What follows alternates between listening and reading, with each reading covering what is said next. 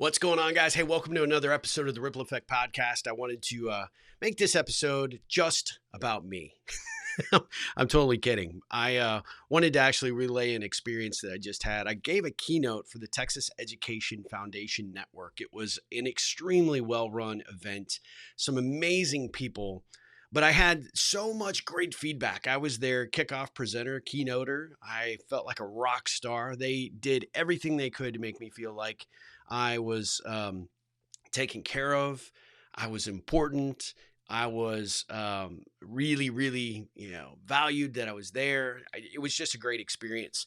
But it's kind of a couple of things, right? I got great feedback, which I'll share in a minute, but it's actually the ripple that actually brought me to this event that is probably puts the biggest smile on my face. 1993, 94, there's some dispute as to when this started, but I met a woman named Lisa Cox. Lisa was the area coordinator for junior achievement, and she was my handler, let's say, for junior achievement. I had a deep desire when I became an entrepreneur to want to give back to the community. My first attempt, because I was so committed to DECA, was because DECA basically put me on the entrepreneurial path. You've heard me say it before on the podcast or in some of my videos. My marketing education teacher, Jay Stephenson, who I still am friends with to this day, led me down a path of entrepreneurship that really I knew instantly that was what I was going to do with the rest of my life. And I was so committed to DECA as a program. I was, successful as a junior and a senior. I was an officer in our DECA club. I got to do so many amazing things. Plus, I got to get out of high school early because I was working. So I got credit for working. It's like, you get paid and you don't have to go to school. It was awesome. Anyway, Mr. Stephenson will frown about that one. But at the end of the day, it was a great life experience. But I went through some really difficult times at that point in my life. As a 16, 17, 18-year-old, Mr. Stephenson was always there for me, always encouraging me, giving me the motivation and the drive without giving me the answers. Like he would basically say, if you want to do something, you want to make this project work, or you want to go start this idea, you have to do it. He may have known how to do it, but he wouldn't give me the answers to the test. He was legit committed to helping open the door, but you really had to keep that door open and walk through it in order to realize your full potential. And so I give him a lot of credit for being an entrepreneur. So when I moved to Texas, started my company, I was the youngest Xerox agent in the country, as many of you know. And so I was in the need of hiring some additional hands and assistants, and not assistants, but assistants in doing some of the things that we were doing, try and get our company name out. And of course I thought, DECA, right? These kids want to be inspired and motivated to, get out of class early, come work in a business environment. I was still young and not that far removed from them at 22 that I could still be relatable and hopefully maybe inspire somebody else to want to pursue their own entrepreneurial journey. So that's what I did. I reached out to all the programs locally, and I was so disappointed. Here in Texas, DECA was almost kind of like a penal option for the students. I talked to 2 or 3 DECA coordinators, not interested in helping me in any way. Didn't have an after work, school program. The one that did, it was only for fast food restaurant establishments. It was weird. Finally talked to another one who told me, this DECA coordinator said, the kids that are in here are not kids you'd want to bring into your business. They are the worst of the worst. And I can't even stand going to class every day. I would never put somebody in your office. And I'm like, what? This blew me away because in New Mexico, it was a completely different environment, completely different experience. Thankfully, I've learned that DECA has changed pretty dramatically. My son went through it at McNeil High School in Round Rock when he was there and got a delightful experience. Zach really loved it. It was fantastic. So I think it's changed since when I moved here. My youngest son, Josh, has gone through a collegiate DECA competition. So he's gotten to experience it at the collegiate level. So, I don't want to bash DECA because it sounds like here in Texas, things are kind of turning around. It was great. But in 93, probably not so much, 93, 94.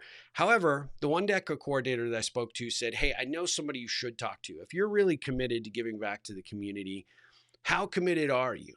It was a great question, right? Because it was like, well, yeah, I want to like bring people in. I wasn't looking for free labor. We had to pay these people, right? These kids. But, he said, I think what you have and what you want to do, he said, it's really unusual for someone your age to give back, which I thought was really, really nice for him to say. And he said, I have a friend who has been doing junior achievement for a while. I happen to know the area coordinator.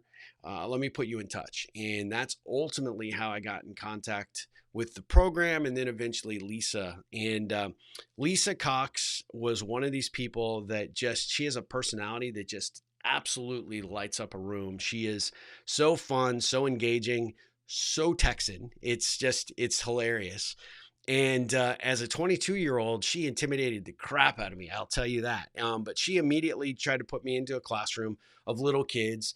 That wasn't the right place to go for me, at least initially. I ended up going back to elementary school a couple years later, but I think I was more, I have a maturity problem. We've admitted it before on this show, right? If you look around my studio, which I'm not going to move the camera, but you'd see toys everywhere. I think that I was probably more of a playmate for those elementary students than I was, actually imparting any entrepreneurial wisdom. So what does she do? She takes me out of the depths of the elementary school and puts me right smack in with juniors and seniors in high school. And it was an amazing experience. I got to meet a great teacher that I am still friends with today, Kylene Dobbs, and it was just an incredible experience. And it really helped me build my self-confidence as someone who is introverted and shy, to get up in front of high school kids that have absolutely no problem calling you on your shit all the time. It really helped me in so many ways. And I kind of remember, actually, one of the first experiences I had with junior achievement, to be honest with you. I was like, whoa, I was overwhelmed. I'm like, I don't know. I can't do this. I don't think I'm going back. And Lisa said, you will pull up your big boy panties and you will get your butt back there next week. Yes, ma'am. We'll do it. Yes, you got it. She had that way. She saw something in me that I didn't see in myself. Kylene Dobbs also saw something in me that I didn't see in myself.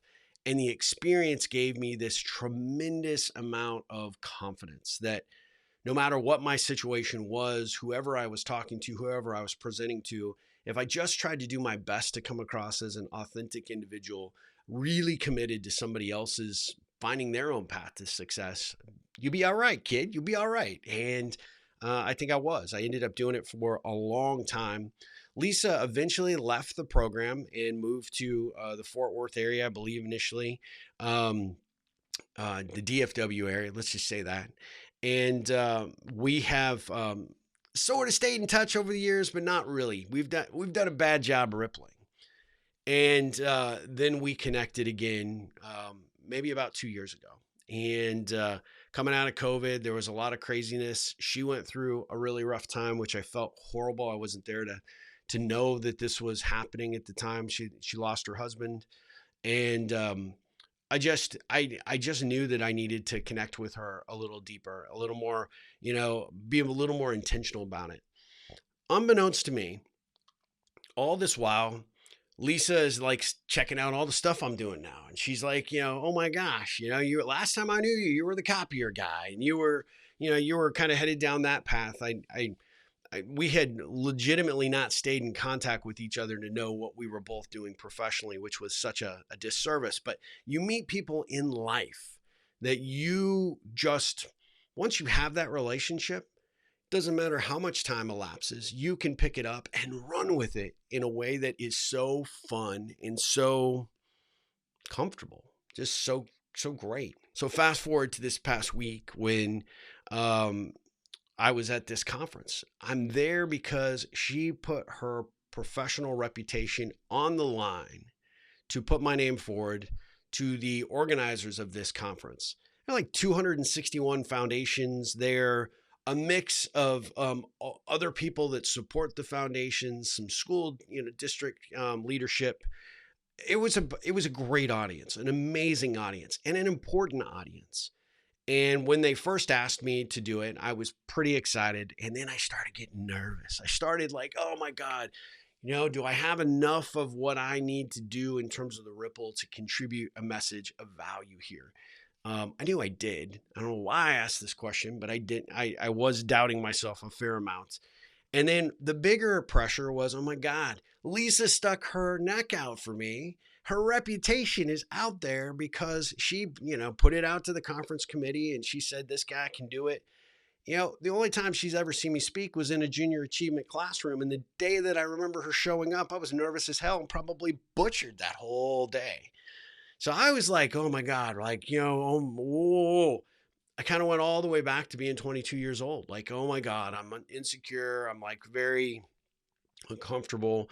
I way over prepared for this. I spent way more mental energy and physical energy, lost a lot of night's sleep because I was worrying about showing up and delivering. And then I meditated the morning of before the keynote. And I just said, I needed to find my balance. I needed to find my center. And I needed to come from a place of authenticity. I kind of put this funny thing. You can go check on my Facebook page about my preparation for typical presentation, but specifically that one that morning. And it was spot on accurate about all the back and forth and iterations and all the things that I was doing and the nervous energy and how I expelled it and all this stuff. But when Lisa, I was so fortunate to have her do my introduction. When Lisa did that intro and I walked on stage and gave her a hug, I had a job to do. I had a mission. I had a message, and I knew I had something valuable to share to those people. And boy, was I going to deliver it the best way I could. You follow me on this podcast. I fumble over my words. I sometimes say things incorrectly. I am not what you consider that prim and proper and totally polished keynote speaker. And I make zero apologies for that. I am myself because I think when you have a shtick and you do that shtick, people are like, yeah, well, that message was good, but delivery, I kind of feel like it was canned, like you just hit rewind and play it again. Sam, I try not to do that. Everything I do, every conversation I have with an audience, I want it to be unique. I want it to feel unique. And I was truly, truly in my zone, I thought, in a big way when I got to do the keynote. Now, this conference had some bigger expectations for me because I did the keynote. I had 2 breakout sessions. I had a roundtable discussion that I was doing. So I was pivoting, I was bobbing and weaving and doing a lot of things. But man, I had such a great time. And it was a ripple that came back to me almost 30 years later. That's what some of the relationships that I encourage you as my audience to go out and foster and grow. And I bet you have a Lisa Cox in your life somewhere. Maybe you've lost touch with her or him. And that's okay. But reach out and say how much they mean to you, even now, how much they have informed, the life choices you've made, the decisions you make, your leadership style, the approach that you take to living your life. You will create a huge, huge ripple in their heart and their mind, which is a good thing. But it'll also remind you that you got somebody out there, kid, that's believing in you. And no matter how old you might look now, they still believe in you. And it was tremendous. It was such an amazing experience. And I'm so grateful for Lisa for putting my name forward. And, the event was top notch. Michelle Coburn and Fred that put this on. Fred's last name is escaping me right now, but these two have done something to create an amazing ripple to support foundations around the state of Texas. And they are true ripplers, and they're creating a whole army of ripplers to help our school districts in a way that is so needed right now. And I was just so blessed and so grateful that they welcomed me in with open arms and were allowing me to share a little of my philosophy and my approach and the power of the ripple and what the work that they do. It was just so great. But the thing that was most heartwarming for me was to look down center stage to my right to see Lisa there just beaming with pride. To me, that is probably one of the most rewarding speaking opportunities I've had in my lifetime. And I've had other friends that have put their their reputations on the line. There are certainly a lot of people that have pursued relationships with me and then eventually open up a door to a speaking opportunity. And I certainly don't want to take away any of that power because I'm so grateful and blessed for those opportunities. But this one was just a little bit different because she could see me as that 22-year-old scared of my own damn shadow. And, but not scared enough to not be willing to share what I knew, what I had learned. And for those of you that, either new to the show or maybe haven't read my book or don't really know that much about me, is a big thing for me. Because honestly, for a lot of years, I spent a lot of my time really thinking about how I was pretty insignificant. I didn't matter. I was not that smart. I don't really have that much to contribute to the world. I've had an entire lifetime of negative talk, negative self-talk that has undermined my confidence in almost every turn and in almost every way. And it has been hard for me to overcome that. It's been really hard for me to find my mojo. And, even though I've been doing this Ripple thing for a while, I still feel like every day is a new experience. Every day is a new opportunity to learn. And so when you have someone that believes in you and you have people that are so open and responsive to your message, it's just, I can't even tell you how full my heart is right now of gratitude for Lisa, for her, conference committee, for the great audience that I had.